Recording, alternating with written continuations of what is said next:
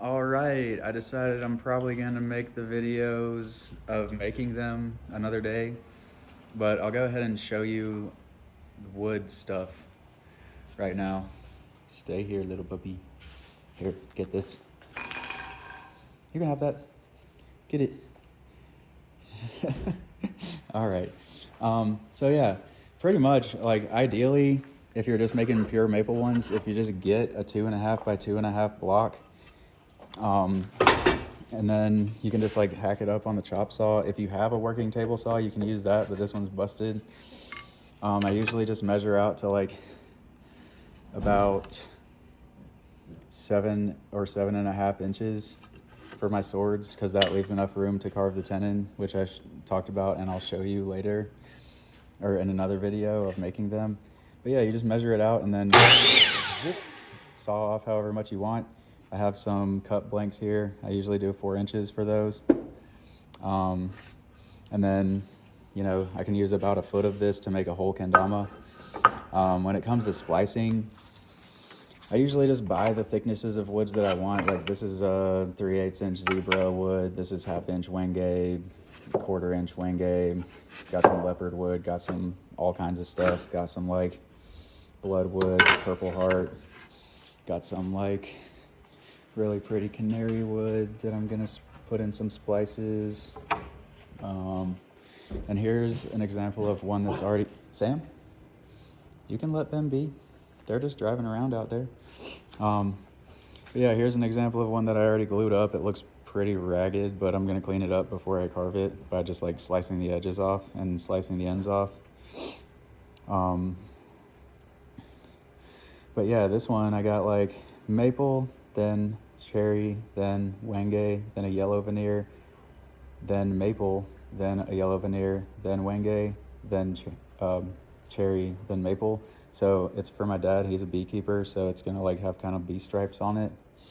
This is one for my drop. We got ebony, purple heart. That's gonna be about half of the cups. And then we got maple, a small purple heart, 1/4 inch. And then the top like third is gonna be maple for the stalls and stuff. But yeah, so here's one that I just glued up. Like it's still wet. I'm gonna clean it up too by like slicing up. I usually just like glue them up kind of gnarly, because it doesn't really matter. Like the cups are gonna be like all the way in here, and this was painted from the store, but all the way in here, so the edges don't really matter. Like the ends you want to have pretty flat, but you're gonna carve the edges off anyway, so I don't like go too crazy on making sure that they're like perfectly lined up, because I'm gonna carve it off. I just make sure there's glue all the way around. On this one I used a little bit much, but that's why you clamp it up. You want to put like, I put 3 clamps on the cups, or 4 depending on, like on this one that has a lot of layers, I probably put like one here, one here, one here, one here, one here, just to make sure that it's completely smashed flat, and to make sure that the little thin veneers are smashed in flat. I started really liking using veneers. Where's my kendama? Because you can add like little color pops like that in it and match your tama or whatever you want to do, and just like clean. It makes it so clean, puts like stripes through it. And on the verts, I try to like use the same wood for the center stripe and the center stripe on the handle, so it's like when you flip it, it makes a perfect line. Yeah, I just really like woods, colors and grains and stuff. But yeah, I mean, that's pretty much it. When it comes to gluing techniques, let me see if I can set my phone somewhere and go ahead and glue up another one of these drop ones. Will you be able to see? I think so. All right, so, let's do this one. All right, so pretty much I have them stacked up how I want them to be right here. I'm gonna have ebony on the bottom of the cups. I'm gonna have purple heart next. I'm gonna have maple in the middle, another purple heart, and then another maple. So what I'll do is get them all cut to the right size that I want with the chop saw. And then I'll come over here and set you guys right here. Yeah, here's like a horizontal splice skin that I made that I've already beat up. It was my 28 tricks later one. Kind of like the first of the bunker shapes that I came up with. But yeah, I have this belt sander. So basically how wood glue works is you want to have like a flat surface. If it's burned, the wood glue won't really work that well like this. And like the chop saw had a really bad blade on it when I cut these up. So it kind of burned through them instead of slicing them really cleanly. But yeah, you want it to be completely flat, and this thing has a metal plate in it. There's better ways. Like if you have a planer, you're definitely going to be better off because you can just send it through the planer and it'll be completely uniform, especially if you already put it through a table saw. But this is just my make do ways. Like I'm making sure that they're definitely glued up well. I'm making sure that they're completely flat. I just don't have like the top of the line tools because all of this stuff is expensive. And I just want to get kendamas out there. Eventually, I hope to have everything that I would possibly want to have to make them absolutely like easily. This is just a lot harder. But yeah, so I'll pretty much get this little belt sander that has a metal flat plate in it. I got like some pretty fine grit sandpaper in here, and I'll take whichever side I'm gonna put glue on. Oh yeah, how wood glue works. You want it to be like flat and as smooth as possible, which is counterintuitive to most glues and most clays and stuff like that. But yeah, you want it to be as smooth as possible and completely flat, because the way it works is like whenever you want to put like a really thin layer on both sides, and then when you press it together with the clamps, when it cures, it actually breaks down the cellular walls of the wood and pulls it together and then dries and locks it into place. So you want it to have as much contact, as much surface area contact as absolutely possible. And that'll make it be a stronger bond. It's actually supposedly stronger than like the bond that the wood has on itself, if you do it right. So I try to do it right. So yeah, I pretty much take this, turn on the belt sander, make sure I get it completely flat on this metal thing, get this burning this off. I'm gonna do that for all the pieces. Most of them are already planed, so it's gonna be quick, but this one I'm gonna make sure it's absolutely great. One sec.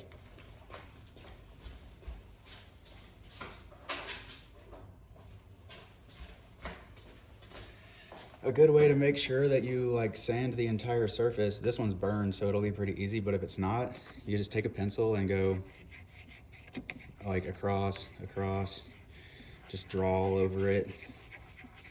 And that way, if there's low areas on it, when you sand it, there will still be pencil. And once all the pencil is gone, you'll know you've gotten the whole surface. So I'm gonna sand these down real quick.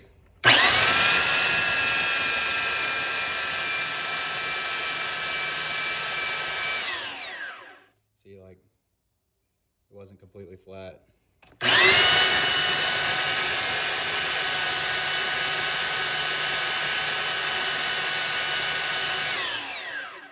Yep, see there's a low area, so I'm gonna have to sand the whole thing down just to get that.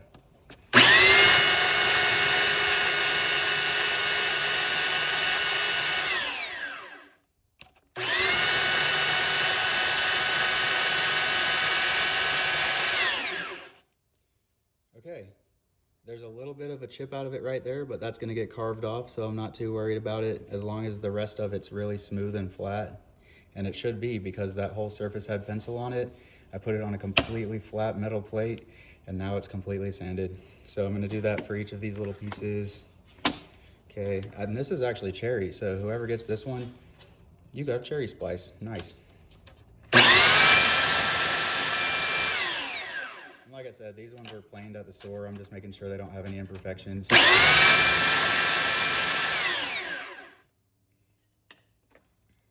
Purple heart.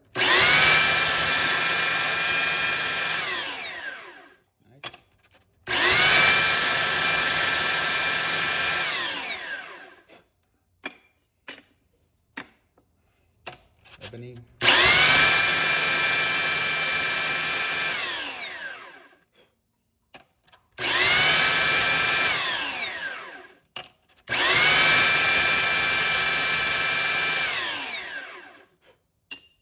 And the big purple heart has a sticker on it, so I definitely need to get that off.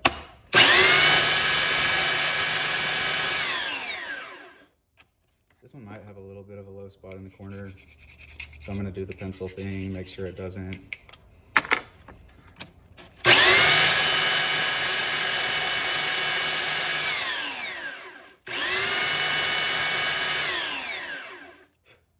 Yeah, it did, but now it doesn't.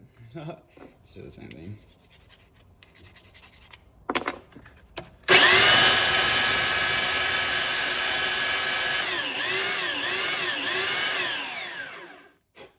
All right, that's all of the pieces for this one.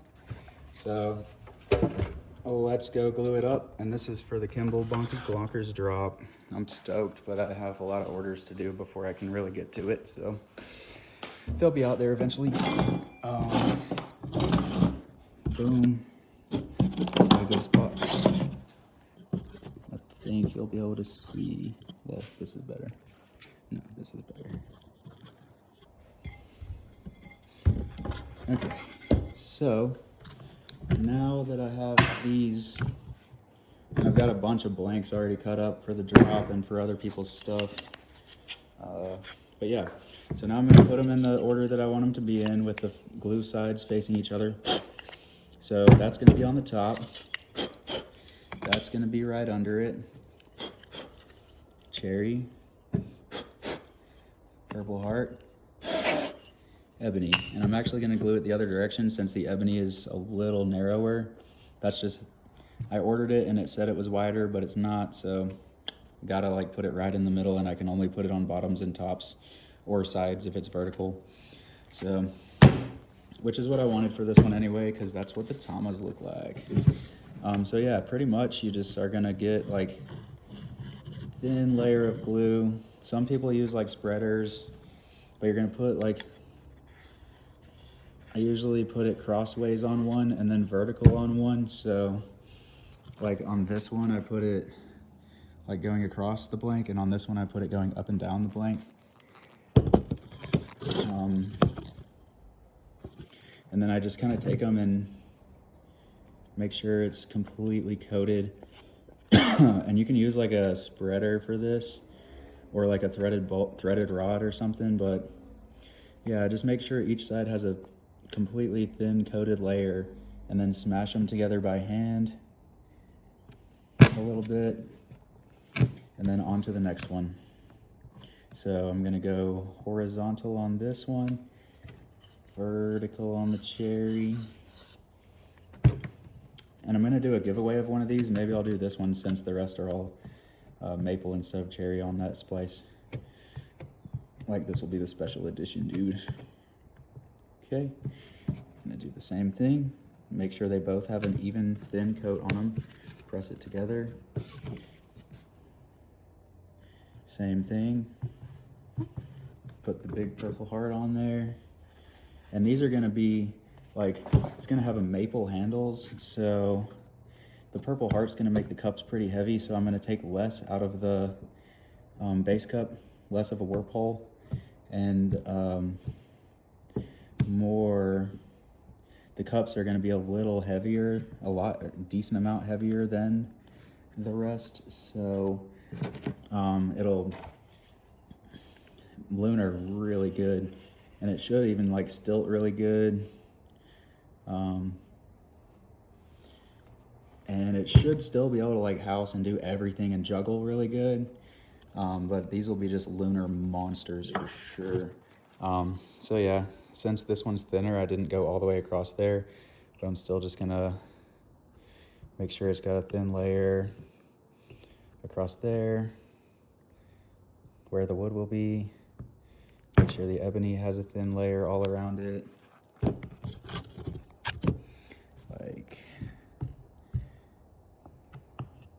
Like so. And you know it's flat because I just flattened it. Okay, then I put it onto a flat surface just to make sure that they're all lined up and even on one side, even though I am going to chop them to make sure they're even again before I carve it. Then just take some clamps, and on these, since they have a low number of splices, well, kind of a lot of splices, but you know, they're all the same size. They definitely have glue.